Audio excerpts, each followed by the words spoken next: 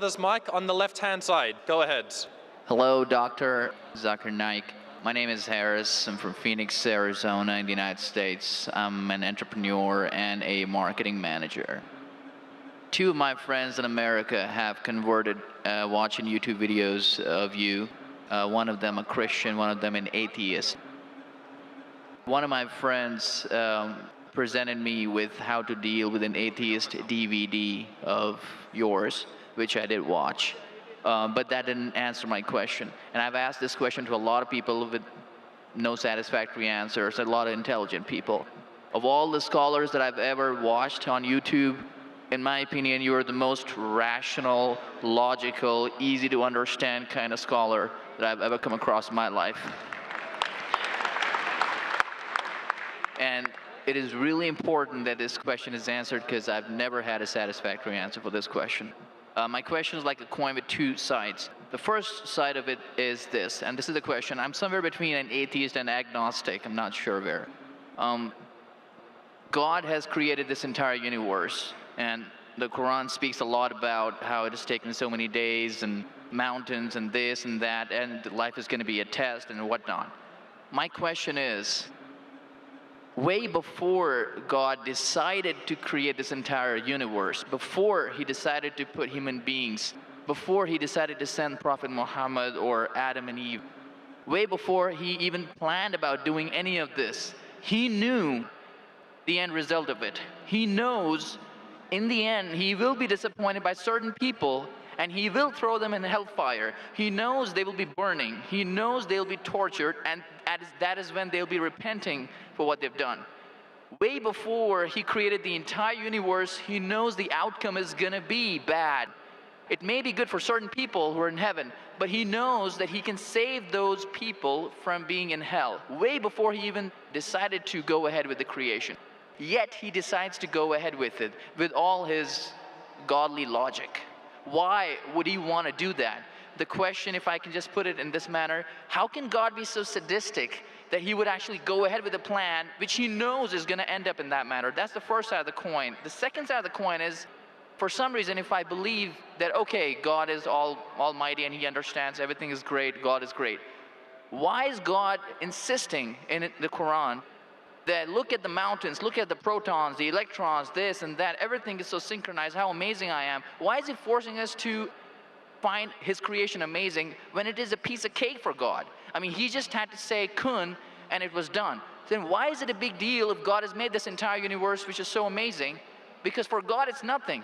So I should not be really amazed at his creation. He can do much more than this. So I do not understand why he wants us to respect what he's done or find it amazing what he has done. The brother asked a very good question and a very intellectual question. It's a very good question. And he has seen some of my tapes on YouTube, even of atheism.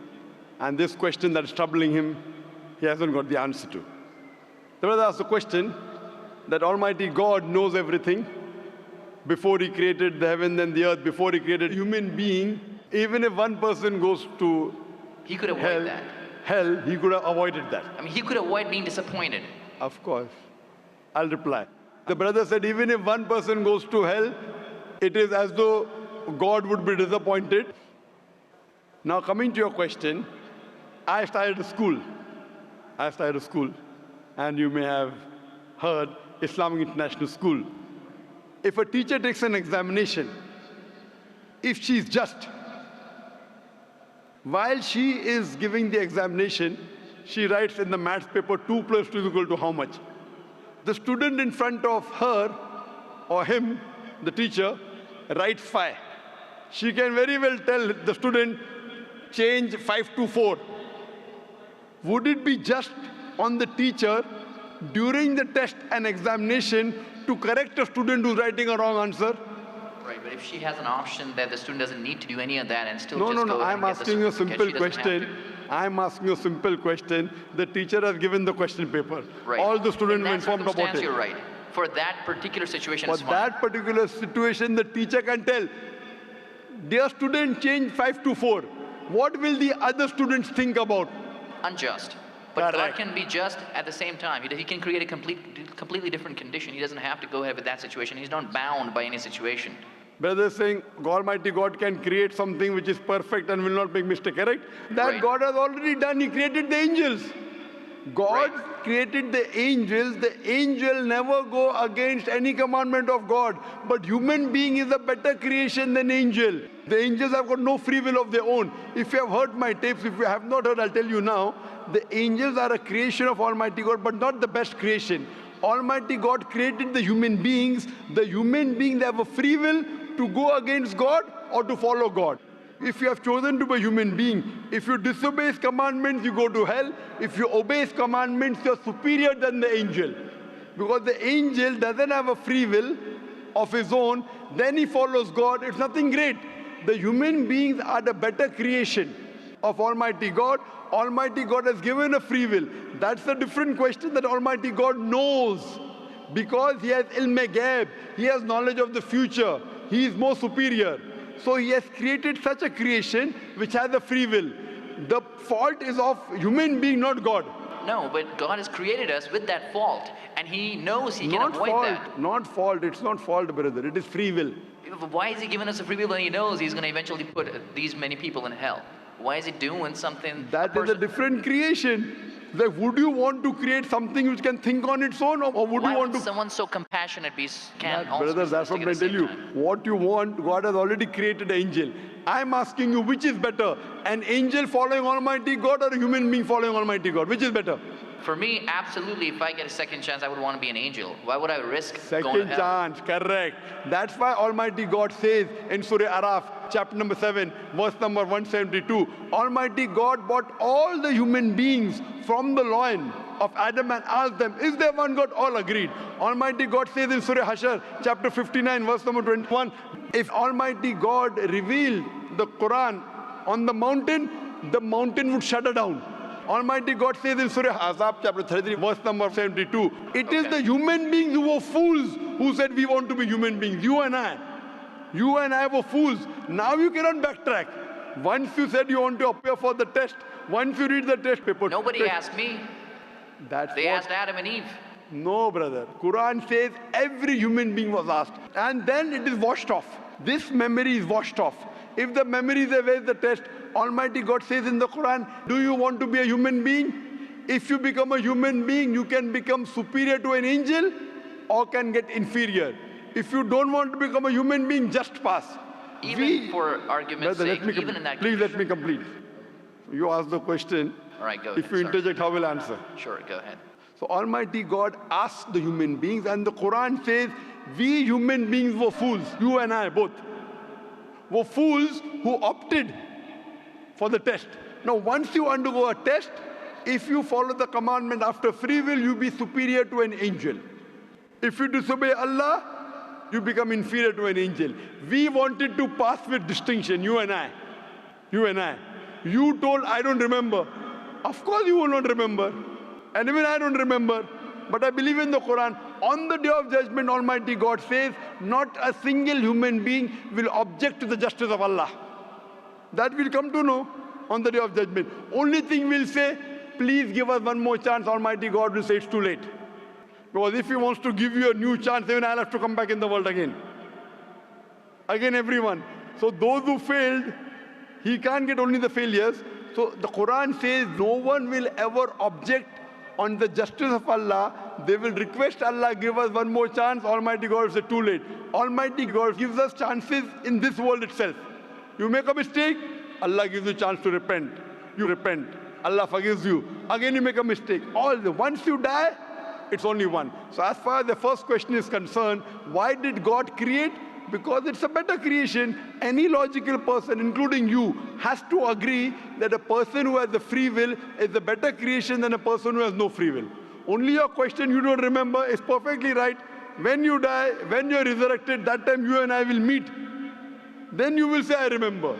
Even I don't remember now. But I have faith in the Quran that Quran cannot be wrong, because scientifically, if you heard my lecture, 80% of the Quran is 100% matching with science.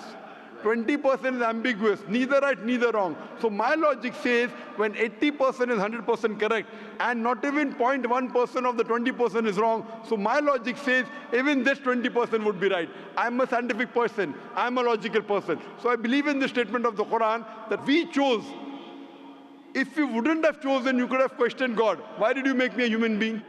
Then God would have been at fault. But God says in the Quran, He asked.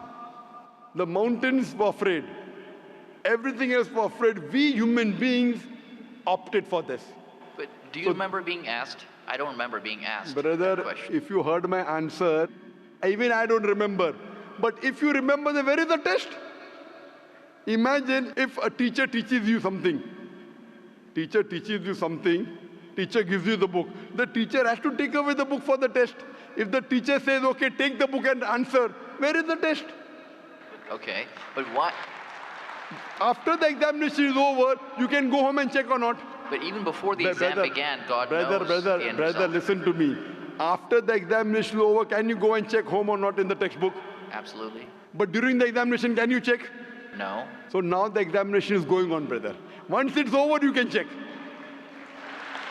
If you tell teacher, I want to see the textbook, I don't remember. No. During the examination, you cannot refer to the textbook. It will be called cheating. Correct? So once the examination is over, if you don't remember, you tell God, what is this illogical? But Quran says not a single human being will object to the justice. Let the test get over. So today, I being a scientific person, I being a logical person, based on my knowledge of science, based on my logic, when I read the other scriptures and when I read the Quran, I find Quran is the only book, only religious scripture on the face of the earth which passes this test. So therefore I, being a scientific person, being a logical person, agree, okay, fine. This statement of the Quran also has to be right. I don't remember, that's the test. If I remember, where is the test? So that answers the first part of the question. First part, that saying that God was sadist. God is not sadist. For example, I start a medical college. I want the school students to go to medical. How many students who go to school enter the medical college? Just roughly, can you guess? Few, surely less than 5%. Less than maybe 1%. So why did you make a college where only 1% can enter? Fine, it is for selected few. So same way God made heaven, Jannah, Jannat-e-Firdaus. Everyone cannot go to Jannat-e-Firdaus. Why not? Sorry? Why not? Why can't everyone go to medical college? Because it's human capacity. If humans were capable of being able to put everyone in medical college, they would. That's the way we are made. The same way everyone cannot become a doctor. Only those who have the capacity. Same way everyone cannot go to Jannat-e-Firdaus, the high levels of paradise. We have to strive. God has given you capacity. If you don't follow His guidance, you cannot. If you follow His guidance to go to Jannah, it's very easy. If you're intelligent, it's very easy. If you're intelligent and if you're truthful to yourself. But if you're not truthful to yourself, even a non-intelligent man can go to Jannah. Only thing, you should be truthful. God has given you different options how to follow Him. Some people think they are smart. I tell them they're extra smart. If they were smart, they would see it is crystal clear, in black and white, that this is the word of God. You have to follow it. That's the reason Francis Bacon said, little knowledge of science makes you an atheist. In-depth knowledge of science makes you a believer in God. So I wouldn't say God is sadist. I said we were fools who opted to undergo the test. Not God. God gave you an option. What do you want to be? We chose. So we are responsible, not God. God is not a sadist. We are fools. That's what the Quran says. On the day of judgment, you will come to know, inshallah, you and I both. Inshallah, if I go to Jannah, inshallah, I'll pray to God, I'll thank God. You know, I was a good person, I choose to be a human being. If you pass that, if you fail, then we will curse our own self. Hope that answers the question. The second part? Sorry, what was the second part? That even if I believe how almighty He is, how knowledgeable He is, why is He so bent on convincing us, look at the mountains, look at the electrons, look at the protons? The second part of the question was that why does Almighty God give references of the mountain that He's created this? For Him it is peanuts. So why is He talking? You know why is He saying? He's saying these peanut things, mountain, they would shudder. You human being who are superior, why don't you understand? Quran says in Surah Hashar chapter 59 verse number 21, had the Quran been revealed on the mountain would have fallen down to utter ruin. But to us human beings it makes no difference. He's giving these examples to show that these things which are so powerful, the mountains, etc., which He has created, would have submitted their will. Why don't you human beings do? He's trying to give an example that we are fools. He's not trying to praise Himself. And whenever He asks us to praise Him, or when He says, for we say Allahu Akbar, God is the greatest, do you think it will change Allah? No. Whether you say 1,000 times Allahu Akbar or 1,000,000 times, He cannot become greater. He's already the greatest. The reason we say these things is because it is our human mentality, our human nature, that we follow the people who are famous, we follow the people who we praise. For example, your mother has a heart attack. There is an unknown person on the street who gives you the treatment. And you heard that the best heart specialist in the world is Dr. X. Now, will you follow Dr. X's advice or the person on the street who you don't know? Dr. X. Why? Because Dr. X is famous. People know him. He's the best in the world. So the reason in our salah, in our life, we say Allahu Akbar, Allah is the greatest, Allah is the most wise, Allah is the most intelligent. Why? If we say that, it doesn't benefit Allah. It benefits us. That if we praise Him, we follow Him. If we follow, we go to Jannah. To Allah, it makes no difference. Therefore, Allah says, will you not then believe? Will you not then understand? That means the Quran is revealed to the people for understanding. So He's giving this example not to make Himself great. He's already the greatest. Whether you say 1,000,000 times Allah is the greatest, it will not make a difference to Allah. He's telling it to you. Allah says in the Quran, Allah does not require you, you require Him. So when we praise Him, it is human psychology that the person you praise, person you talk great about, you tend to follow His advice. By following His advice, it will benefit you, it will not benefit Him. He is already the greatest. He is already the merciful. So these are rules and regulations laid down. He is our creator. He knows our mindset. You are a student of science, correct? I am also a student of science. The moment I come to know, Allah mentioned these scientific facts which we came to know today, 50 years back, it increases my faith in Allah. Allah says in Surah Fussilat chapter 41 verse 53, Sanuri mayatina fil afaqi wa fi anfusihim hatta yatabayyana annahu al-haq. Soon we shall show them our signs in the furthest regions of the horizons and into their soul until it is clear to them that this is the truth.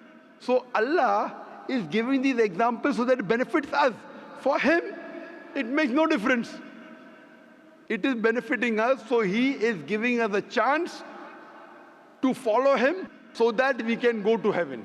Hope that answers the question, brother. I recognize His power, and I understand He's amazing in all that He's done. But am I expected to be amazed at His achievements at creating this universe? Because for Him, it's like a 1-second job. Correct. Right? So for Him, which is 1-second job, when He tells you not to have alcohol, if I you have alcohol, sure, but am I expected to be amazed at His creation? No, see, the thing is that He is not there to prove Himself better. If you believe that for Him it is peanuts, so will a person lie? No. So if He says don't have alcohol, you will not question Him. No.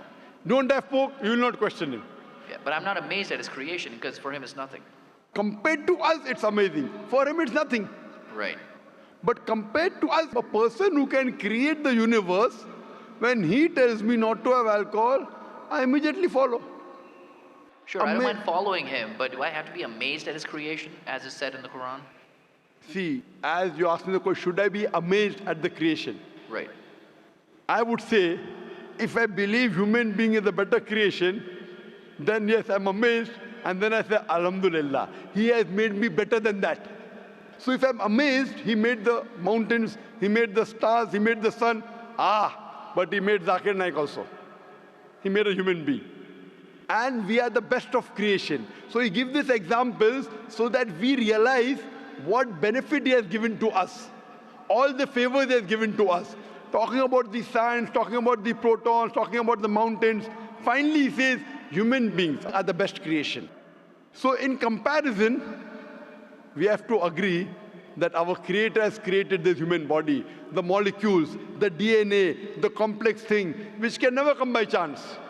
So in this way, we are amazed at the creation of the human being. And then we submit to him.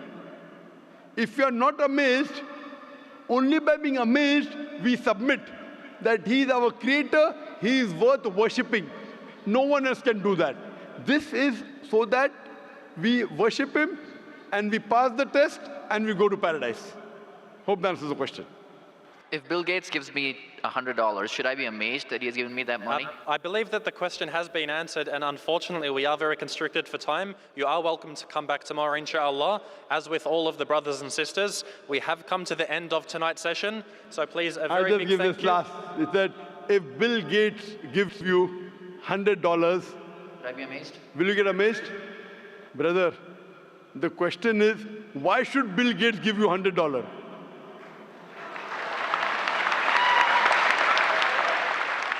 If you tell me a Tom, Dick and Harry gives you $100, nothing to be amazed. Bill Gates gave me $100. It's something that he gave you. Why did he give you? Why not somebody else? Why? The question is, why did he give you is the question. Okay. If some Tom, Dick and Harry gives you, if a man on the street gave you $100, Bill Gates. Got it. You got That's it, the no? answer. Got it. I got that. So now you're convinced, huh? Yes, absolutely. That is the answer. So inshallah, I hope that we'll come closer to Islam. So I should not be amazed at the fact that he's given me the money. I should be amazed it's him who's giving the money. Alhamdulillah. Got it. So it was worth the time extending. Alhamdulillah. May Allah reward our dear Sheikh, Dr. Zakir Naik. A big thank you